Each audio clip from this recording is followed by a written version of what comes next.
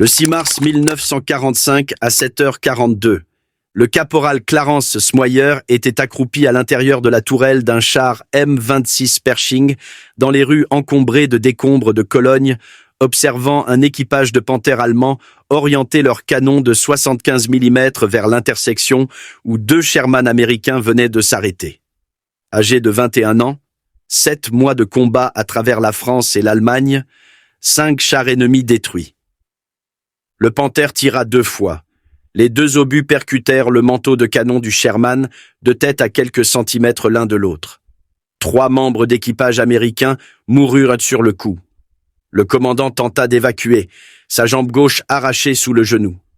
Smoyer avait grandi à Palmerton, Pennsylvanie, en pays minier, où son père travaillait dans les mines. Il ne s'était jamais battu à coups de poing. Il avait chassé exactement 1 fois, pour du lapin, et s'était senti malade après. Maintenant, il était assis derrière la ligne de mire du char le plus puissant d'Amérique, regardant la fumée s'échapper du compartiment d'équipage d'un Sherman à 2 rues de là. En mars 1945, l'armée américaine avait perdu des milliers de chars Sherman face aux canons allemands. Le Panther pesait 10 tonnes de plus que le Sherman. Le Tigre pesait encore plus. Les canons allemands de 75 mm et 88 mm pouvaient pénétrer le blindage du Sherman à des distances où les obus américains de 75 mm ricochent sur l'acier allemand. Durant la bataille des Ardennes, 3 mois plus tôt, les bataillons de chars américains avaient été décimés. Des compagnies entières avaient perdu la moitié de leurs véhicules en un seul engagement. Les taux de survie des équipages racontèrent l'histoire. Si votre Sherman était touché, vous aviez quelques secondes pour vous échapper avant que les munitions n'explosent et ne transforment 30 tonnes d'acier en un crématorium. Le problème était évident depuis la Normandie. La solution avait été retardée de 3 ans. Le commandement des forces terrestres de l'armée, dirigé par le lieutenant-général Leslie McNair, insistait sur le fait que le Sherman était adéquat. Les chasseurs de chars se chargeraient des blindés ennemis. La doctrine américaine disait que les chars soutenaient l'infanterie et évitaient les combats char contre char. La doctrine allemande disait le contraire. La réalité du champ de bataille aussi. Le département de l'armement avait conçu un char lourd en 1942. Le programme T-26 produisit plusieurs prototypes. Chaque itération ajoutait du blindage, améliorait le canon, affinait la suspension. Chaque itération ajoutait aussi du poids et de la complexité. L'état-major de McNair rejeta chaque proposition. Le Sherman fonctionnait bien en Afrique du Nord, argumentait-il. Pourquoi réparer ce qui n'était pas cassé? En 1944, cet argument tuait les tankistes américains. La bataille des Ardennes changea tout. 400 chars allemands, incluant des Panthers et des Tigres II, percèrent les lignes américaines en décembre 1944. Les équipages de Sherman combattirent bravement et moururent rapidement. Après les Ardennes, personne ne pouvait prétendre que le Sherman était suffisant. En janvier 1945, les 20 premiers chars T-26E3, plus tard désignés M26 Pershing, arrivèrent au port belge d'Anvers. Le général Omar Bradley les répartit entre 2 divisions vétérantes, 10 pour la 3e division blindée, 10 pour la 9e division blindée. Les chars atteignirent une installation de maintenance près d'Aix-la-Chapelle, en Allemagne, le 17 février. Les commandants de division envoyèrent leurs meilleurs équipages pour l'entraînement. Le Pershing avait une transmission différente du Sherman, mais des commandes similaires. Chaque équipage tira 28 obus pour se familiariser avec le canon principal de 90 mm. L'éclair était plus grand. Le recul était plus dur. Le bruit faisait bourdonner les oreilles, même à travers le casque d'intercom. Smoyer se souvint de son premier tir d'essai. Une ferme se trouvait à 1100 mètres. Le major général Maurice Rose, commandant de la 3e division blindée, se tenait à 6 mètres derrière le char avec son état-major. Rose avait ordonné la cible, la cheminée de la ferme. Smoyer centra le réticule et pressa la détente. L'éclair de bouche plaqua Rose et chaque officier près de lui au sol. La cheminée explosa en fragments. Rose se releva, épousseta la poussière sur son uniforme et sourit. Smoyer toucha 2 autres cheminées à plus longue portée. Rose approuva le Pershing pour le combat. Les premiers Pershing entrèrent en combat le 25 février près de la Roer. L'un fut détruit le lendemain par un Tigre caché, mais d'autres détruisirent des chars allemands à des distances où les Sherman auraient été impuissants. Début mars, la 3e division blindée avançait vers le Rhin. Cologne était située sur la rive ouest, une grande ville industrielle, la 4e d'Allemagne, désormais un désert de décombres et de fumée. 262 raids aériens alliés avaient réduit la plus grande partie de la ville en pierres brisées et en acier tordu. Seules les flèches jumelles de la cathédrale de Cologne se dressaient encore, s'élevant au-dessus de la destruction comme des pierres tombales. Le matin du 6 mars, l'équipage de Smoyer reçut ses ordres. Ils mèneraient l'avancée vers le centre-ville de Cologne. Leur Pershing, l'un des 20 seulement en Europe, serait le premier à chaque intersection, le premier à attirer le feu de chaque canon anti-char caché. Rose lui-même les avait choisis pour la mission. C'était supposé être un honneur. Smoyer toucha le petit Bible dans sa poche de poitrine et regarda les rues devant se rétrécir en nombre. Le Pershing démarra chaotiquement à 8 heures. Le sergent d'état-major Robert Early commandait depuis la tourelle. Le caporal John de Riggy chargeait les obus de 90 mm. Le soldat Homer Davis assistait sur la mitrailleuse de proue. Le soldat William McVeigh conduisait. Smoyer servait le canon principal. Ils formaient un équipage depuis septembre 1944, combattant à travers les haies de Normandie et les congères des Ardennes dans un Sherman. Il y a 3 semaines, ils avaient reçu le Pershing. L'équipage nomma leur char Eagle 7, d'après les Philadelphia Eagles. Cologne avait été la 4e ville d'Allemagne, 1 million d'habitants avant la guerre. Maintenant, peut-être 40 000 restaient, cachés dans les caves et les tunnels de métro sous des montagnes de décombres.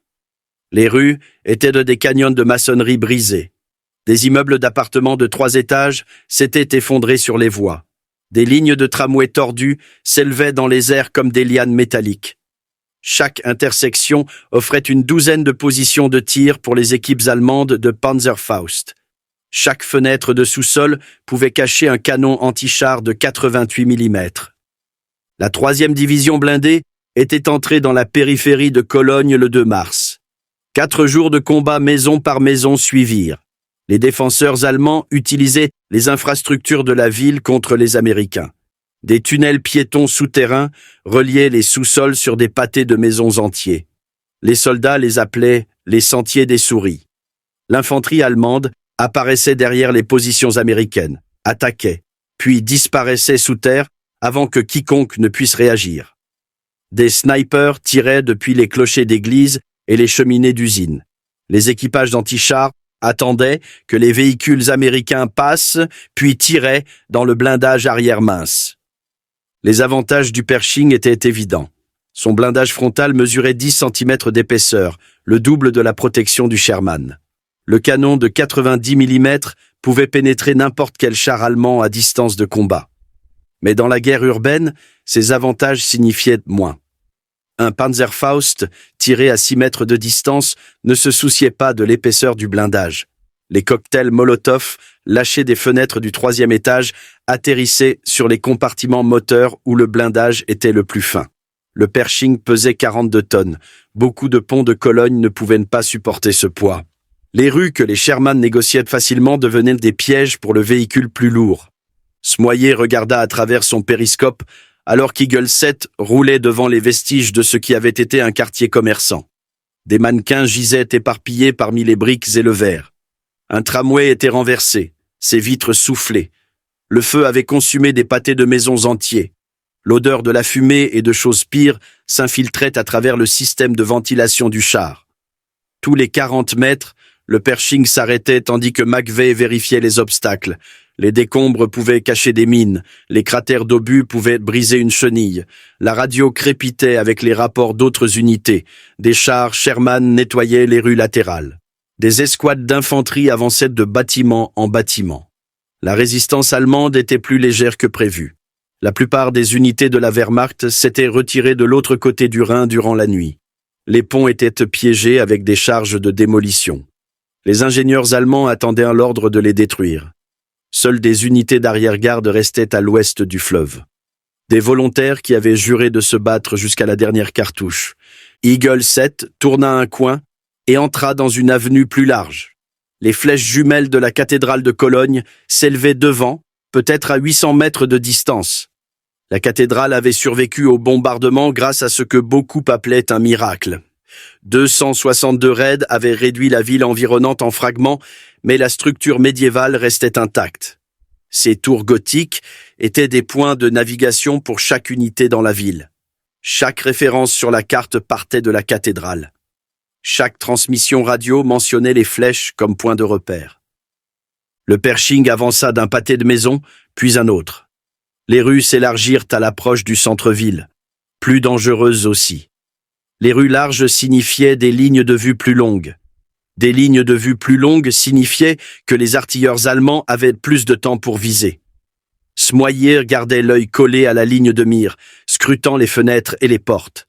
Sa main droite reposait sur la commande de rotation de la tourelle, sa main gauche planait près de la détente. À 9h15, la radio délivra de nouveaux ordres. Des chars allemands opéraient près de la place de la cathédrale. Au moins 2 Panthers confirmés, possiblement un Tigre. L'infanterie américaine s'était repliée après avoir subi des pertes. Eagle 7 devait se rendre dans la zone de la cathédrale et éliminer les blindés ennemis. Smoyer sentit sa bouche s'assécher. Le Pershing n'avait jamais affronté un Panther en combat direct. Chaque membre d'équipage connaissait les statistiques. Le blindage frontal du Panther faisait 13 cm d'épaisseur. Son canon de 75 mm pouvait pénétrer 15 cm d'acier à 900 mètres. En Afrique du Nord et en Normandie, des Panthers isolés avaient détruit des pelotons américains entiers. Le moteur du Pershing grondait alors que McVeigh augmentait la vitesse. Les flèches de la cathédrale grandissaient à travers le périscope. Quelque part devant, des équipages de chars allemands attendaient. Eagle 7 approcha du quartier de la cathédrale à 9h30. Les rues se rétrécirent à nouveau. Les bâtiments encore debout s'élevaient sur 4 et 5 étages, créant des canyons urbains où la lumière du soleil atteignait à peine le pavé. Une brume enfumée des incendies du matin dérivait entre les ruines. McVeigh ralentit le Pershing à la vitesse d'un homme qui marche. Les 42 tonnes du char faisaient non moins de bruit à bas régime, mais chaque révolution des chenilles faisait encore écho contre les murs de maçonnerie. Smoyer fit pivoter la tourelle lentement, couvrant le côté gauche de la rue, tandis que Davis surveillait la droite à travers le périscope de sa mitrailleuse de proue. Le canon principal de 90 mm balaya les vitrines et les embouchures de ruelles. Des fenêtres vides regardaient en retour comme des orbites dans un crâne. Cette section de Cologne avait été un quartier commercial avant la guerre. Grands magasins, cafés, immeubles de bureaux. Maintenant, c'était un labyrinthe d'effondrements et d'ombres où n'importe quelle porte pouvait cacher une équipe de Panzerfaust. La radio transmettait par courtes rafales. 2 compagnies d'infanterie américaines étaient clouées au sol à 3 pâtés de maison à l'est de la cathédrale. Des tirs de mitrailleuses allemandes depuis plusieurs positions, des obus de mortier tombant sur leur emplacement. Ils avaient besoin d'un soutien blindé, mais aucun Sherman ne pouvait les atteindre. Les rues d'approche étaient bloquées par les décombres. Seule l'avenue plus large qu'Eagle 7 suivait offrait un chemin dégagé vers la place de la cathédrale. Une autre transmission arriva. 2 chars Sherman de la F Company avaient tenté d'atteindre la cathédrale par le nord. Les 2 opéraient sans soutien d'infanterie, dangereux en terrain urbain, mais les fusiliers de la F Company étaient engagés ailleurs. Les Sherman avaient pour ordre de reconnaître la place, d'identifier les positions ennemies, puis de se replier et d'attendre des renforts. Early accusa réception de la transmission. Eagle 7 rejoindrait les Sherman de la F Company près de la cathédrale. 3 chars américains pourraient supprimer les positions ennemies assez longtemps pour que l'infanterie avance. Tactique standard d'armes combinées, le genre d'opération que la 3e division blindée avait exécutée avec succès des dizaines de fois depuis la Normandie. Le Pershing roula devant un semi-chenillé allemand carbonisé. Son équipage gisait à proximité, tué par des tirs de mitrailleuses américaines dans les 24 dernières heures. Au-delà du semi-chenillé, la rue s'ouvrait sur une petite place. Une fontaine se tenait au centre, sèche et criblée d'éclats d'obus. L'avenue continuait tout droit vers les flèches de la cathédrale. À 9h47, Smoyer entendit le son à travers son casque. 2 détonations rapides, Gros calibre, faisant écho quelque part devant. Puis, le silence. Puis, une troisième détonation. Des tirs de char. Définitivement, des tirs de char. Le craquement caractéristique des obus à haute vélocité frappant une plaque de blindage suivit un moment plus tard. La radio éclata de transmissions frénétiques. Un Sherman de la F Company avait été touché. Équipage évacuant. Deuxième Sherman sous le feu. Position du char allemand inconnu, mais proche de la cathédrale. Toutes unités prévenues. Panther opérant dans les environs de la cathédrale. La voix d'Early arriva à travers l'intercom. Calme malgré la situation. Eagle 7 continuerait d'avancer. Ils étaient le seul char américain en position d'engager. Les Sherman de la F Company étaient probablement détruits ou immobilisés. L'infanterie ne pouvait pas avancer tant qu'un char allemand contrôlait la place. La mission n'avait pas changé. Éliminer les blindés ennemis. McVeigh changea de vitesse. Le Pershing accéléra légèrement, toujours lent selon les standards en terrain découvert, mais plus rapide que le rythme prudent qu'ils avaient maintenu. La vitesse signifiait du bruit? Le bruit signifiait que les Allemands les entendraient arriver, mais la vitesse signifiait aussi moins de temps exposé à une position unique. Le combat urbain était un calcul de risque. Smoyer vérifia ses munitions. Le râtelier de combat tenait 6 obus de 90 mm à portée de main. 3 perforants, 3 explosifs. De Righi avait positionné plus d'obus dans toute la tourelle, organisés par type. Dans un engagement prolongé, il pouvait tirer 20 obus avant de devoir se réapprovisionner depuis le stock de la caisse. Contre un Panther, le combat se terminerait probablement après les 2 ou 3 premiers coups. Soit Eagle 7 détruirait rapidement le char allemand, soit le char allemand détruirait Eagle 7. Le combat blindé contre blindé durait rarement longtemps. La rue devant tournait légèrement à gauche. Au-delà de la courbe, la place de la cathédrale serait visible. Quelque part sur cette place, ou dans les rues adjacentes, un équipage de Panther attendait. Ils avaient déjà tué au moins 3 tankistes américains.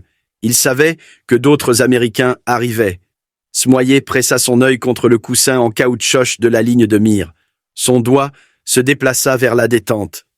La commande de rotation de la tourelle paraissait solide sous sa main droite. Eagle 7 prit la courbe à 25 km/h. Les chenilles cliquetaient sur le pavé brisé. L'échappement fuyait des grilles du moteur. Les flèches de la cathédrale remplirent les blocs de vision avant. La place de la cathédrale apparut en vue à 9h52. La structure gothique dominait la ligne d'horizon, ses flèches jumelles s'élevant à 157 mètres au-dessus des décombres. La place devant la cathédrale mesurait environ 275 mètres de large. Autrefois pavée de pierre, elle était maintenant couverte de cratères d'obus et de débris. Le pont Hohenzollern était visible au-delà de la cathédrale, enjambant le Rhin. Les ingénieurs allemands l'avaient piégé avec assez d'explosifs pour faire tomber toute la structure dans la rivière. De la fumée dérivait à travers la place provenant d'incendies brûlant encore dans les bâtiments voisins. À travers la brume, Smoyer pouvait voir le premier Sherman. Il était immobile au milieu d'une rue qui courait perpendiculairement à l'avenue d'Eagle 7. Le char était légèrement incliné, comme s'il s'était arrêté soudainement. De la fumée s'échappait de la trappe du commandant ouverte. Le tube du canon pointait vers le ciel selon un angle étrange. McVeigh arrêta Eagle 7 à un pâté de maison de la place. Le Pershing était dans l'ombre d'un immeuble de bureaux partiellement effondré. Depuis cette position, l'équipage pouvait observer la place sans s'exposer. Early étudia la scène à travers ses blocs de vision. Le Sherman avait été touché au moins 2 fois, probablement en quelques secondes.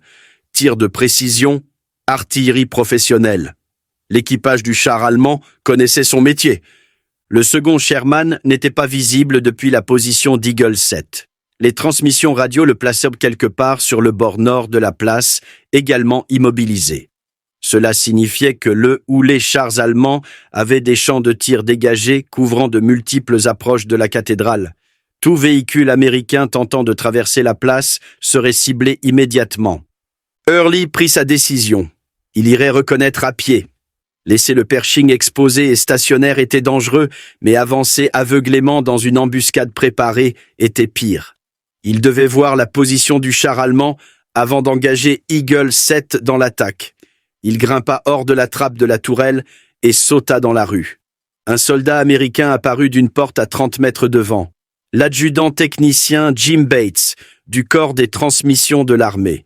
Il portait une caméra de film 16 mm et un sac à dos chargé de chargeurs de film. Bates avait été assigné pour documenter les opérations de la 3e division blindée depuis la Normandie. Il filmait des images de combat, interviewait des soldats, enregistrait la libération de villes. Ces images apparaissaient dans les actualités projetées dans les cinémas américains. Bates était avec une escouade d'infanterie lorsque le premier Sherman fut touché. Il avait filmé l'éclair de bouche du char allemand, l'impact sur la tourelle du Sherman, l'équipage tentant de s'échapper. Il avait des images claires de l'engagement entier. Maintenant, il en voulait plus. La présence d'un char lourd américain à Cologne était digne d'intérêt. Une bataille entre le Pershing et un Panther allemand serait extraordinaire. Early et Bates avancèrent ensemble, restant près des murs des bâtiments. Ils atteignirent un coin où ils pouvaient observer la place de la cathédrale sans s'exposer. Early scruta la place méthodiquement. Le Sherman immobilisé était clairement visible. Au-delà, partiellement dissimulé par une rue latérale, il repéra le Panther. Le char allemand était assis en position d'embuscade parfaite, son canon faisant face à l'avenue par laquelle les Sherman étaient approchés. Le tube de 75 mm s'étendait de la tourelle angulaire comme un doigt pointé vers la zone de mise à mort. L'équipage du Panther avait choisi sa position avec soin. Il pouvait couvrir toute la place tout en restant partiellement caché. Tout char américain entrant par le nord exposerait son blindage latéral vulnérable. Early étudia la géométrie. Le Panther ne pouvait pas voir la position actuelle d'Eagle 7. Le bâtiment bloquait leur ligne de vue. Mais si Eagle 7 avançait sur la place, les Allemands les repéreraient immédiatement.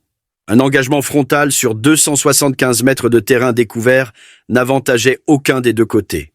Les deux chars avaient des canons capables de pénétrer le blindage de l'autre à cette distance. Mais il y avait une autre option. Une rue latérale courait parallèlement à l'avenue d'Eagle 7. Si le Pershing pouvait faire le tour du pâté de maison, il pourrait approcher par l'ouest. Le canon du Panther faisait face au nord. Sa tourelle aurait besoin de tourner pour engager une menace venant de l'ouest.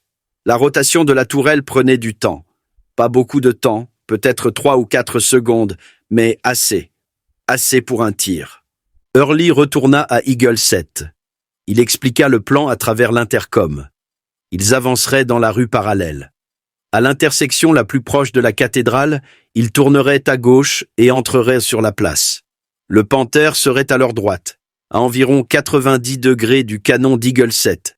Smoyer aurait un tir clair sur le blindage latéral du char allemand, le blindage le plus mince, le tir mortel.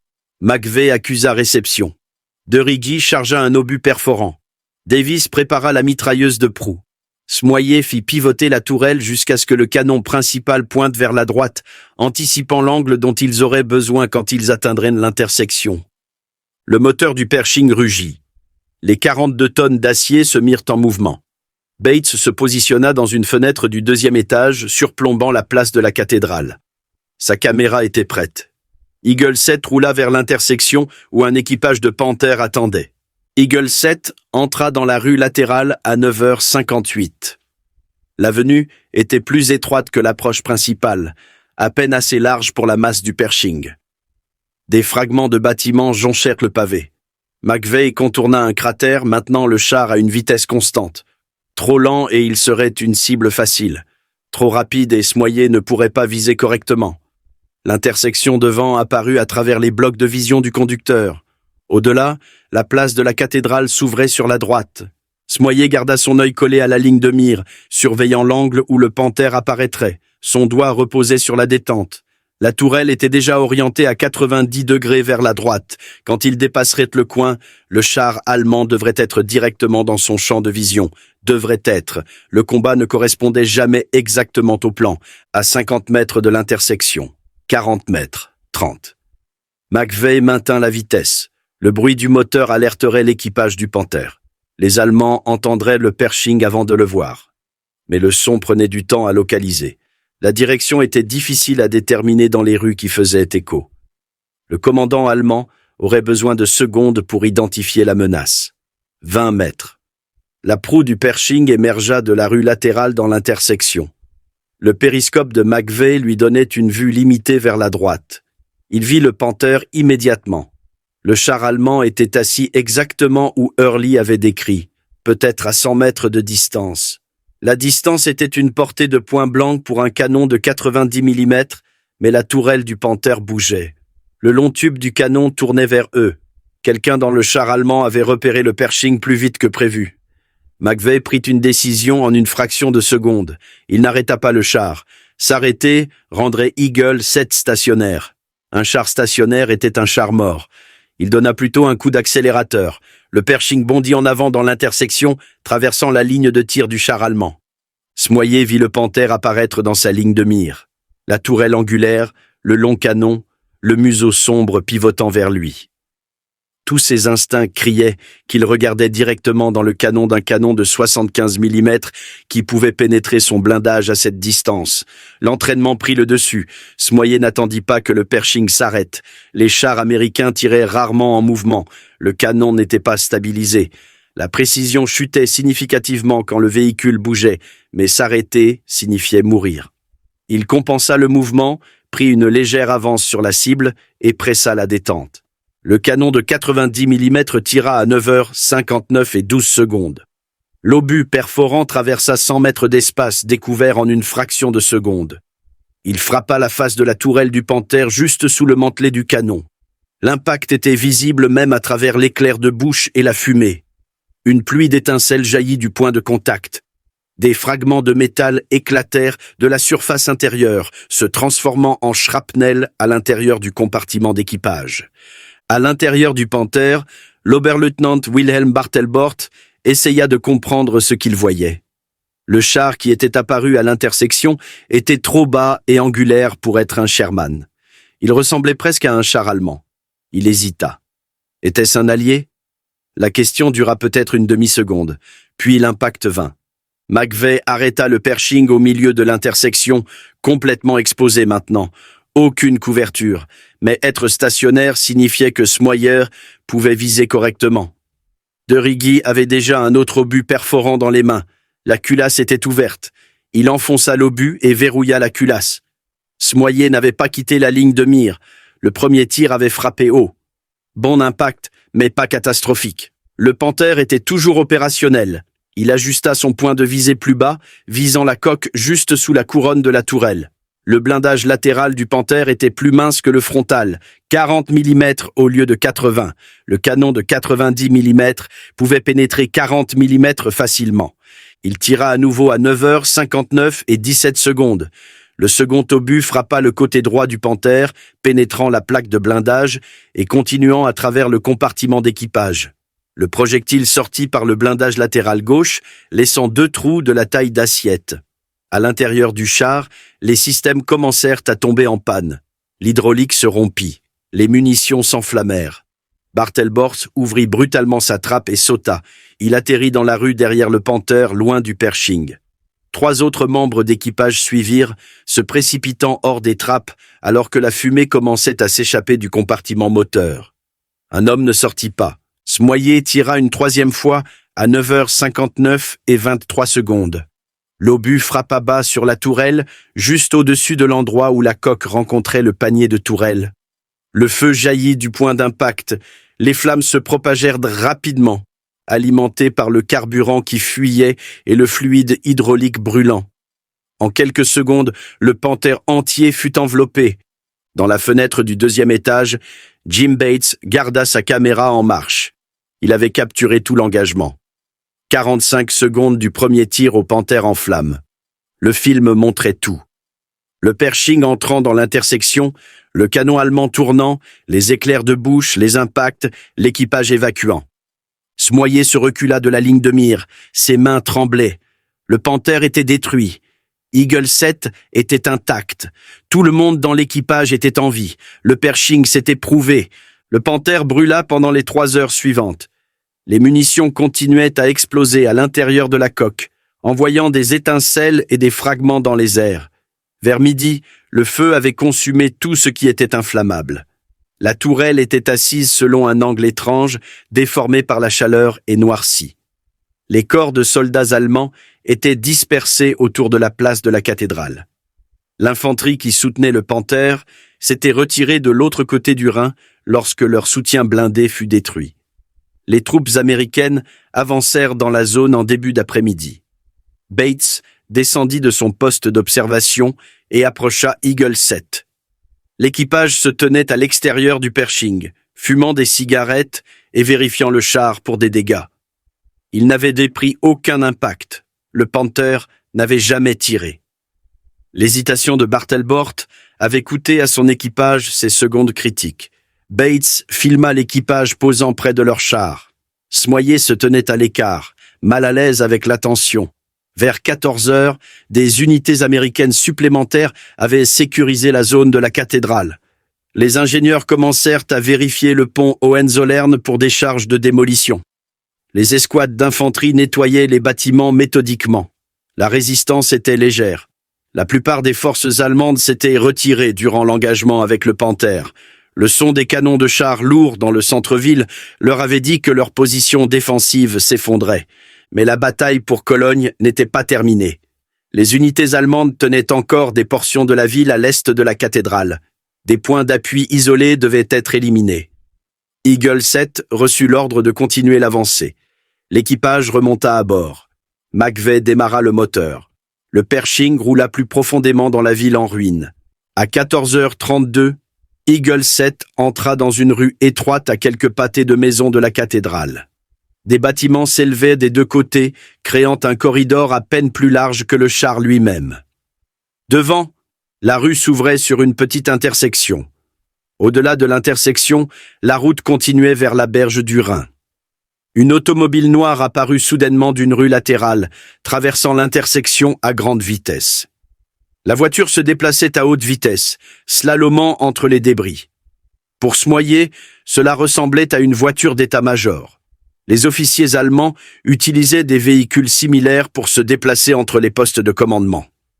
Dans le combat urbain, tout véhicule non identifié était une menace potentielle. Les civils avaient été évacués des semaines auparavant. Quiconque restait à Cologne était soit un combattant, soit soutenait l'effort de guerre allemand.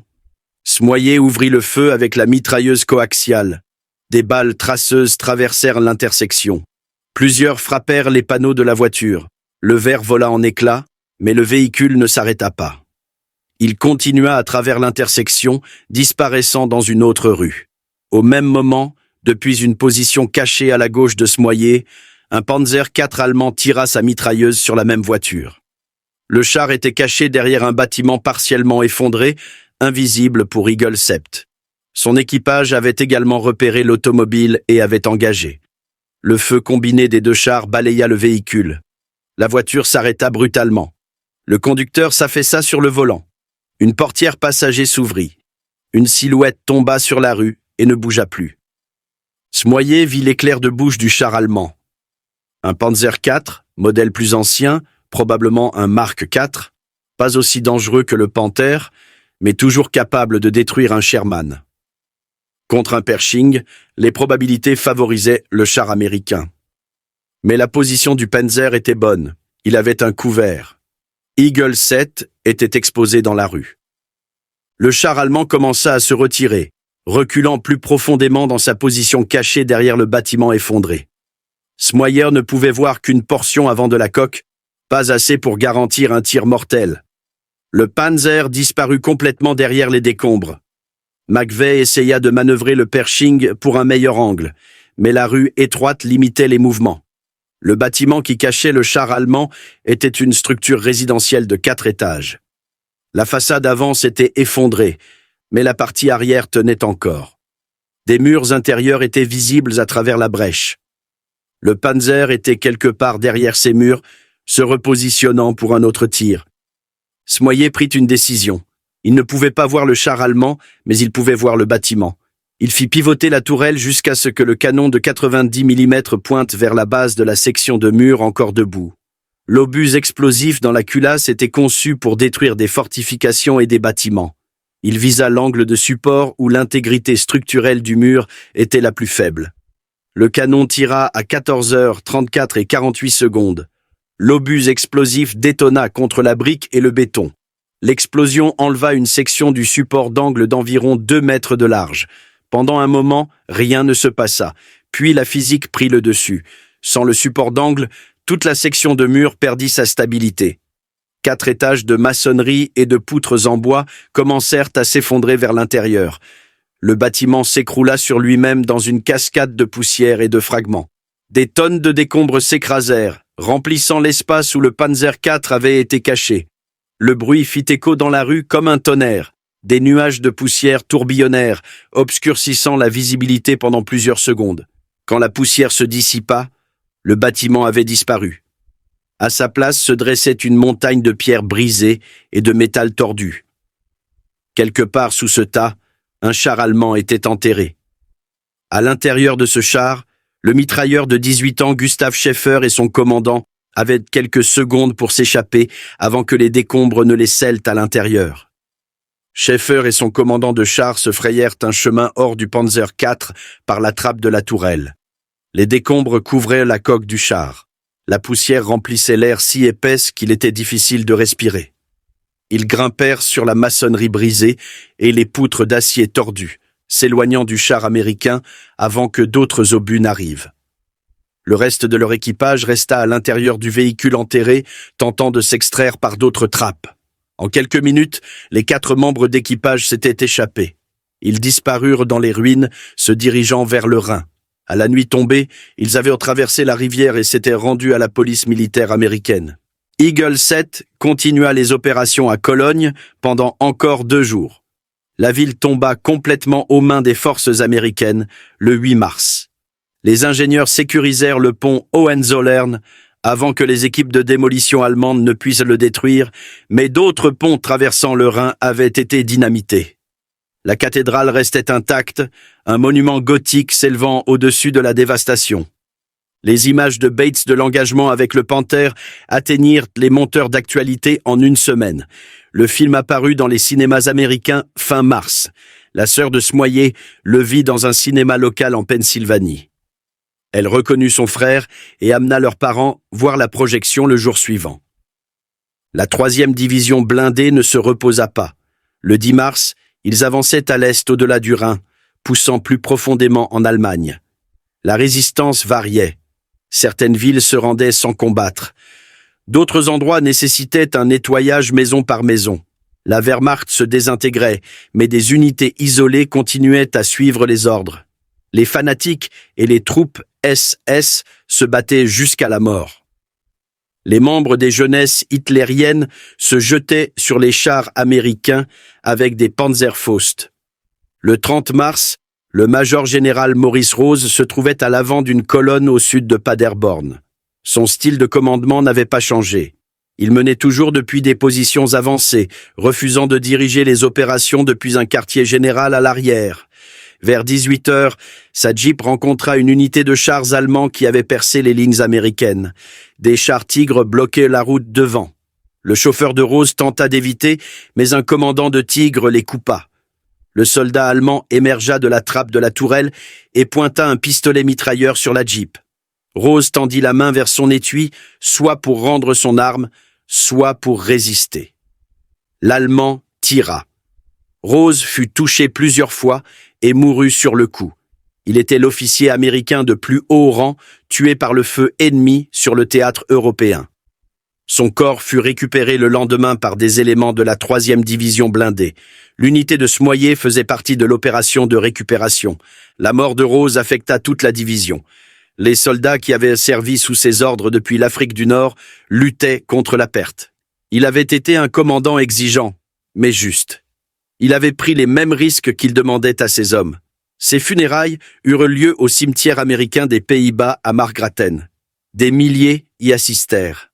La guerre continua.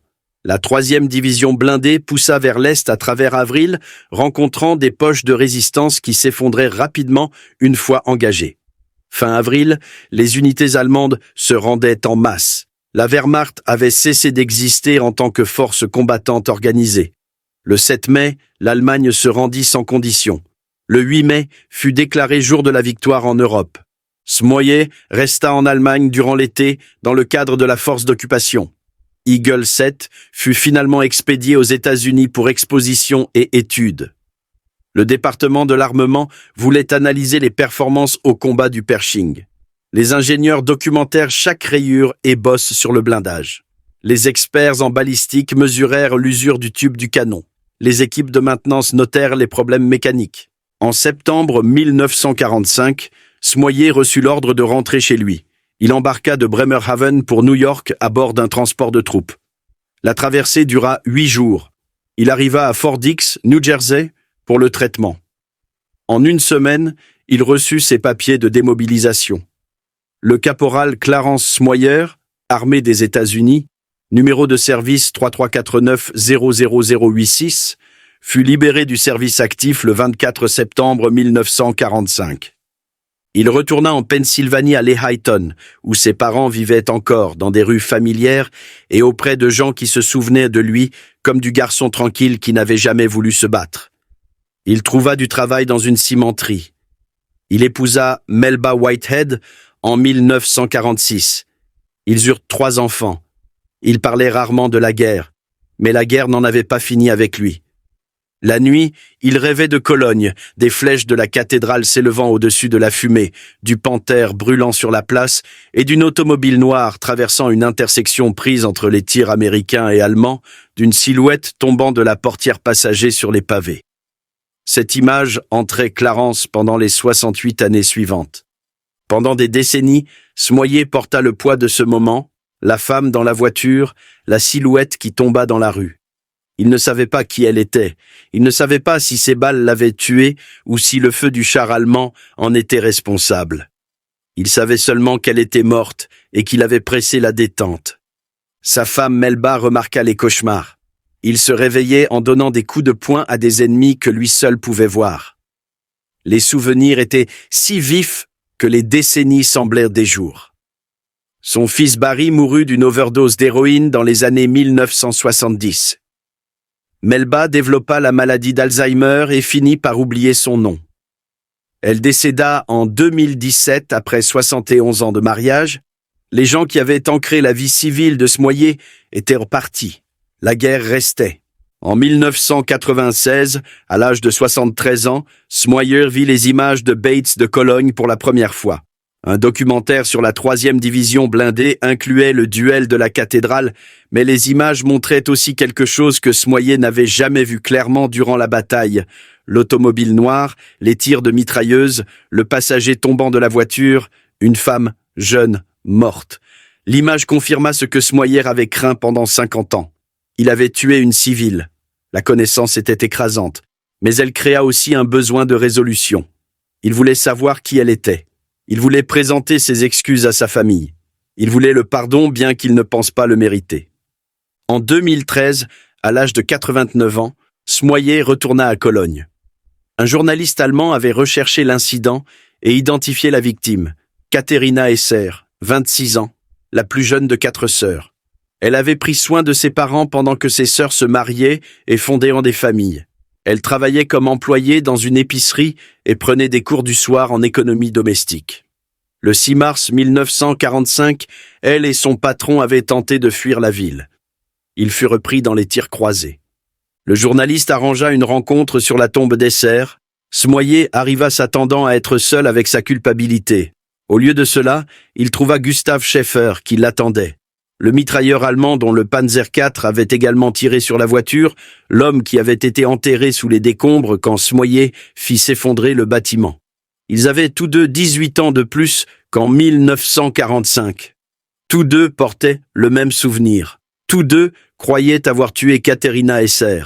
Ils se rencontrèrent sur les marches de la cathédrale. Smoyer tendit la main, Schäfer la prit. Ils marchèrent ensemble jusqu'à la fosse commune où Esser était enterré avec d'autres victimes civiles. Aucun des 2 hommes ne savait quelle balle l'avait tué. Peut-être les 2. Peut-être aucune. Le chaos du combat urbain rendait la certitude impossible. Ce qui importait était qu'ils avaient tous 2 tiré. Ils partageaient la responsabilité. Ils partageaient la culpabilité. Schäfer déposa des roses jaunes sur la tombe. Smoyer s'agenouilla pour faire de même et perdit l'équilibre. Schaeffer le rattrapa avant qu'il ne tombe.